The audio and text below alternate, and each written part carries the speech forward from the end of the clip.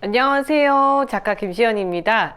책을 읽다 보면 그런 책이 있잖아요. 많은 사람들이 같이 읽었으면 좋겠다. 이런 책을 오늘 소개하려고 이 영상을 찍게 되었어요. 나 혼자 읽기에는 아깝다. 첫 번째 소개해드릴 책은 라이언 홀리데이의 스틸리스입니다.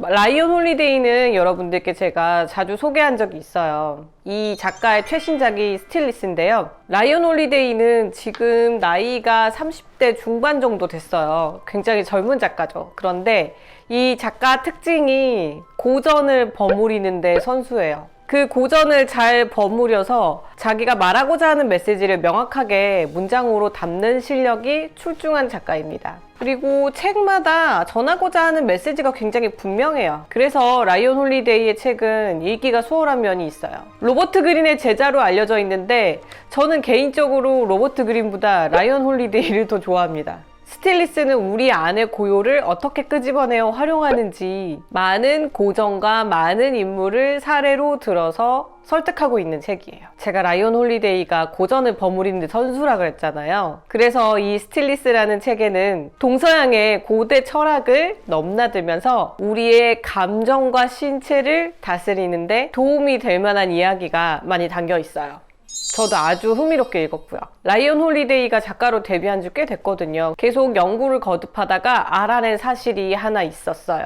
성공한 사람들은 주변의 소음에 휘둘리지 않는다는 사실이었어요. 주변이 아무리 소란해도 통찰과 지혜, 집중력과 창조성을 발휘하면서 눈앞에 닥친 문제들을 풀어가고 보다 나은 방향으로 자신의 인생을 이끌고 있다는 점이었어요. 그 힘이 바로 스틸리스, 내면의 고요입니다. 철학자 블레즈 파스칼의 유명한 명언이 있잖아요. 인류의 모든 문제는 홀로 방 안에서 조용히 앉아있지 못하는 무능함에서 나온다. 실제로 2박 3일 동안 아무것도 없는 방에 혼자 있으면 인생의 모든 문제가 풀린다는 실험도 있어요. 윈스턴 처칠은 바쁜 와중에서도 틈틈이 그림을 그렸고, 야구 선수인 시온 그린은 긴 슬럼프를 겪는 와중에도 조급함으로 자신을 막 코너로 밀어붙이는 대신 선불교에 빠져서 머릿속을 비우고 나서야 긴 슬럼프를 탈출했다고 합니다. 이런 전략을 잘 쓰는 사람이 있어요. 우리가 잘 아는 사람이죠.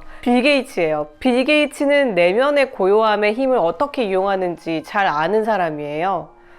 빌 게이츠가 유명한 휴가가 있죠. 1년에 2주 시간을 내어서 아무도 오지 않는 통나무집에서 시간을 혼자 보내는 거예요.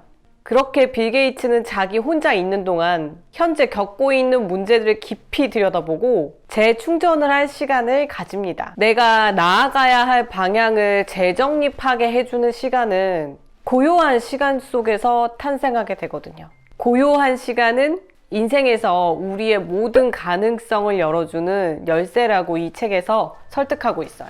그런데 라이언 홀리의 설득력이 보통이 아니라서 이 책을 읽으면 고개를 막 이렇게 끄덕이게 돼요. 이 책에 굉장히 흥미로운 사례가 하나 나오는데요. 나폴레옹의 사례예요. 나폴레옹은 자기한테 오는 편지들을 곧바로 확인하지 않았다고 해요. 3주 후에 확인했다고 하는데요. 정말 중요한 정보는 3주 뒤에도 그대로 중요하게 남아있고, 그렇지 않은 것들은 3주 만에 이미 해결이 되었다고 하네요. 그러니까 나폴레옹은 3주의 시간을 벌게 된 거죠. 우리가 또 메일 같은 거 오면은 바로 회신을 해야 될 것 같은 강박관념에 빠져서 살잖아요. 나폴레옹의 사례를 어떻게 현실에서 녹일 수 있는지 고민해야 될 문제 같습니다. 라이언 홀리데이는 이 책에서 우리 안의 고요를 찾아내기 위해서 3가지 영역에 집중해야 된다고 하거든요. 그 3가지 영역이 정신의 영역, 영혼의 영역, 그리고 몸의 영역입니다. 현대를 사는 우리는 누구라도 위기에서 자유롭지가 못하잖아요. 항상 수많은 문제와 싸움을 하느라고 머리가 복잡하기도 하죠.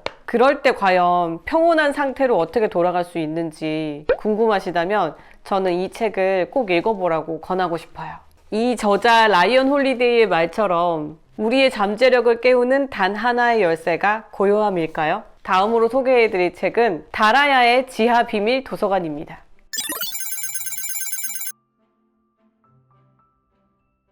제가 이 책을 읽고 나서 가슴이 한동안 먹먹해졌다고는 할까요?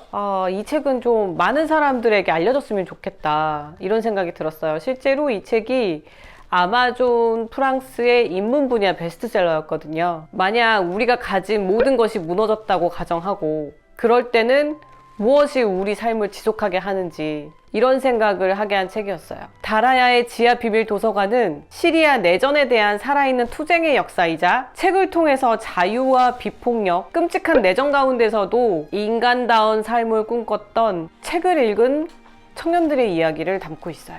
다라야는 시리아의 평화적 시위의 발원지 중 하나로 2012년부터 시리아의 대통령 알 아사드의 정부군이 포위하면서 폭격을 당한 도시였어요. 폭격을 당하고 도시 자체가 봉쇄가 되니까 뭐 총알이 빗발치고 먹을 것도 당연히 없겠죠. 그런 아수라장 같은 상황에서 도서관을 만들고 책을 읽은 사람들의 이야기입니다. 쉴 새 없이 폭격이 이어진다면 사람들은 무엇을 할 수 있을까요? 다라야의 사람들은 그런 상황에서도 정신적인 허기를 달래기 위해서 미친 듯이 책을 읽었습니다. 이 도서관은 포탄에 맞서는 그들만의 요새였던 거예요. 한 달에 600여 차례의 폭격이 쏟아지고 8년째 이어진 내전으로 35만 명이 넘는 사망자와 1000만 명 이상의 난민이 발생한 곳이 다라야예요. 그런 폐허의 도시에서 기자를 꿈꾸던 청년 아흐마드는 폐허로 변한 집터에서 수북히 쌓여있는 책들을 발견합니다. 책을 우연하게 집어든 그는 지식의 전율을 느끼게 되는데요. 그래서 뜻이 맞는 청년들과 같이 무너진 도시에서 책을 모았습니다. 그 책을 15,000권이나 모았대요. 지하의 요새 같은 비밀 도서관을 만들게 됩니다. 이 도서관의 존재가 프랑스의 분쟁 지역 전문가 기자의 눈에 띄어서 세상에 알려지게 되었는데요. 이 기자는 실제로 다라야에 가서 취재를 하고 싶었어요. 그런데 시리아 정부의 강력한 통제로 현장에는 가지 못했어요. 대신 아흐마드라는 청년과 인터넷 화상통화를 하면서 이들이 책을 통해서 내전의 상처를 극복한 2년간의 기록을 다라야의 비밀 도서관이라는 책에 담았습니다. 그렇게 잔혹한 내전의 와중에서도 다라의 지하 비밀 도서관에 모인 사람들은 책을 읽으면서 스스로를 치유하고 한 가닥의 희망을 발견할 수 있었다고 합니다. 이 책에서 우리는 도서관의 존재에 대해서도 깊게 생각을 해보는데요. 사랑하는 사람이 세상을 떠나는 것을 눈앞에 목격한 사람들이 책으로 위안받고 책으로 희망을 스스로 만들어가는 다라야의 지하 비밀 도서관을 보면서 세상을 다르게 볼 수 있는 힘을 얻고 처참한 환경성에서도 인간성을 유지하기 위해서 독서를 했습니다. 생과 사의 갈림길에 서는 극한 상황이 오면 사람들은 무엇을 할까요?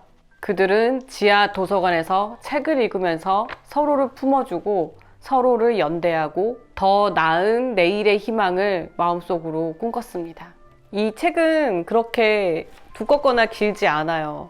단숨에 여러분들이 편자리에서 다 읽으실 수 있을 거예요. 이 책은 정말 혼자 읽기에는 아깝다. 마지막으로 소개해드릴 책은 35년입니다.